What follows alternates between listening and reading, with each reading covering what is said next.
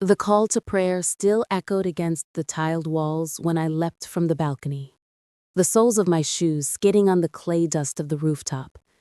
Below, Marrakech's souk pulsed like a heartbeat, vendors crying, brass trays clattering, children darting between tourists with mint tea balanced on copper platters. My breath tasted of cumin and dust. The crate I carried thumped against my thigh, its wood rough against my palm, splintering, snagging skin. Inside lay the artifact, if my buyer was right, worth enough to vanish on for good. Then the whistle, not a vendor's cry, but sharper, trained. I risked a glance over my shoulder. Her, of all people, Interpol badge on her belt, braid swinging like a lash. My chest stuttered. Samira. Years since Casablanca, since a kiss stolen on a train platform, since she chose the law and I chose the shadows. And now she was chasing me, across awnings that buckled under our weight, through the steam of grilling lamb fat that curled into the dawn. I vaulted a low wall, scattering pigeons. She followed without pause. Stalls below erupted in curses as I kicked a basket of oranges behind me. The fruit rolled like marbles, but she sidestepped, relentless. Every shout and crash in the souk was another second lost to the clock. Auction at dawn tomorrow, the buyer had said. I had no time for ghosts in pursuit. I slid beneath a canopy of dyed silk, colors bleeding against my skin in streaks of indigo and saffron. The crate jolted. A smear caught my eye. Numbers scratched on the side, nearly rubbed away. A catalog code. Museum. My stomach flipped. This wasn't supposed to be hot. It was meant to be forgotten stock. Why was it tagged? Clue or curse, I didn't know, but I couldn't stop to study it. A rival thief lunged from a stairwell, blade flashing. I swung the crate like a cudgel, the wood crunching against his ribs, and bolted. The crowd thickened. Tourists snapping photos, women bargaining over spices that painted the air with coriander and rose. I shoved through, Samira's voice cutting close. "Stop, Leela." I hated how my name sounded in her mouth, still soft, even now. A stall collapsed as I vaulted across, pottery shattering like a chorus of bells. Vendors shouted, hands tried to grab me. I ducked under a tangle of rugs, dust thick in my throat, and burst into an alley. For a second, silence, except her footsteps. I turned back to the wall, breath ragged, crate pressed to my chest. She stood 10 paces away, hands on cuffs, sweat darkening her collar. Our eyes locked. For one suspended moment, it wasn't hunter and quarry, just us remembering. Then a roar from the main square snapped the spell. Another crew moving, another game afoot. She stepped forward, I ran. Night in Marrakech never truly sleeps. The souk hushed, yes, but spices still breathe from sacks. Paprika sharp, cardamom sweet, cumin musky. I pulled the hood of a worker's robe low as we slipped through a warehouse door, lantern light flickering on burlap mountains of cinnamon and dried limes. My pulse ticked louder than the moth wings against flame. Samira had caught me 3 alleys later, but not with cuffs, with words. They already took it, the rival crew. You want it back? We want them stopped. I hated that she was right. So we moved as uneasy allies, shadows in a place where one wrong word could get us both carved open. We shuffled sacks to blend in, our hands brushing, too deliberate in their avoidance. She handed me a ledger page torn at the corner, her expression grim. Found this in their trail. Buyer's name. It's my superior. My stomach plunged.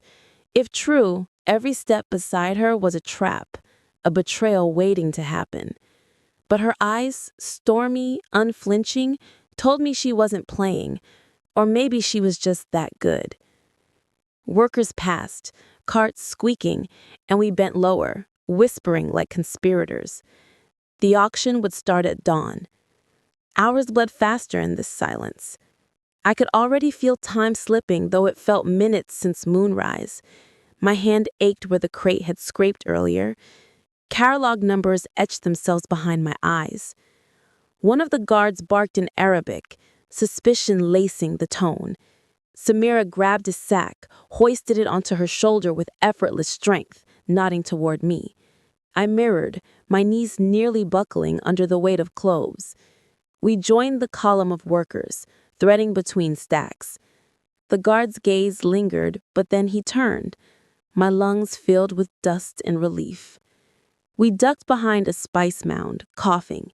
The air burned, sharp cinnamon up my nose, tears springing. Samira's laugh escaped, low, unwilling. "You're still terrible at blending in." I smirked despite myself. "You're still bossy." For a breath, we weren't thief and agent, but girls on a train platform again. Then the clang of a dropped hook snapped it. We pressed against the wall, silent. The ledger page in her fist felt heavier than the sack. If her boss was in this, then trust was already fractured. But I remembered the catalog number, the smudge that didn't fit, pieces shifting, but not yet whole. We slipped out through a side door just before dawn's first call. The city was changing colors, blue shadows thinning to gold. The clock kept moving. And so did we. Lanterns swayed in the courtyard, casting halos of ochre light across mosaic tiles. My wrists burned where the cuffs clicked shut. The rival crew's plan had worked perfectly. Frame the thief, let Interpol clean up. Samira's hand lingered on the metal too long. Her jaw tightened. "I can't. I let you go once before." Her voice cracked on the word. "If I do it again, I lose everything." I pulled against the cuffs, metal biting skin. "And if you don't, I lose everything." Silence between us heavier than the heat. My chest heaved, every inhale tasting of smoke and jasmine from a nearby brazier. She couldn't meet my eyes. That hurt more than the cuffs. Then the rival crew laughed from the shadows, thinking us finished. One hummed a tune, a lilting phrase that snagged in my ear. A song I'd heard in a Tangier tavern, sung by a man who arranged auctions no museum dared admit. The lyric was a code, a signal of belonging. My heart spiked. They weren't middlemen. They were tied directly to the auctioneer. I jerked my wrists. Samira looked back. I whispered, "Listen, that song, there with him." Her eyes widened, then narrowed, calculating. The mask of duty slipped. She knew I was right. The trill trail was there. But I was still cuffed, still the scapegoat. The crew surged. Samira shoved me behind her, fists flying. I ducked, spun, kicked one in the knee. The cuffs clanged, but I used them like a weapon, metal cracking against bone. Lantern glass shattered, sparks skittering. Shouts bounced off stone. Heat pressed in, smoke clawed at my throat. We moved like we once had, imperfect but together, breath sinking, backs covering gaps. When the last rival dropped, groaning, we froze in the ruins of silence. My cuffs dangled from one wrist, half broken. Samira held the key, but didn't use it. Her voice barely audible. "If I don't take you in, I'm finished." I lifted the cuff, metal dripping blood. "If you do, so are we." The night bled toward dawn again, faster than it should. Time slipping, running through our fingers like sand. Tomorrow was no longer tomorrow. It was now. We had to reach the auction. But first, she had to choose whether I was prisoner or partner. The underground hall glowed with lanterns and greed. Marble arches framed buyers in silks and suits, their voices hushed, but hungry. The artifacts crate sat on the dais, its lid polished, concealing centuries. My pulse thundered. Samira's hand brushed mine as we stepped forward, masks on our faces, disguises thin as gauze. We posed as buyers, nodding to guards, our bodies too close, too careful. The auctioneer began his chant, rhythm like a drumbeat against the racing clock. Samira's eyes flicked toward the crate. I understood. While his words rose, I slid through the crowd, body loose, movements casual.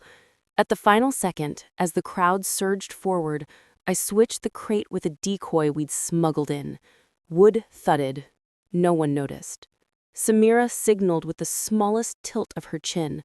Together we pried the lid in the shadows. Inside, an engraving curved along the inner rim. Arabic script, dates centuries old. Not a museum number, but a confession.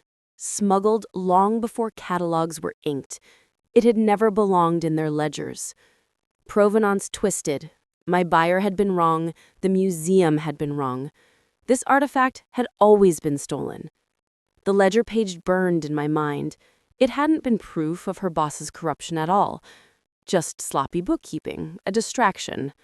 The rival crew had counted on us mistrusting each other. And it almost worked. Samira lifted the lid high, voice clear. This artifact is contraband. Evidence. The crowd gasped. Guards lunged. Chaos broke. We moved as one, exposing the crew, their auctioneer, their false claims.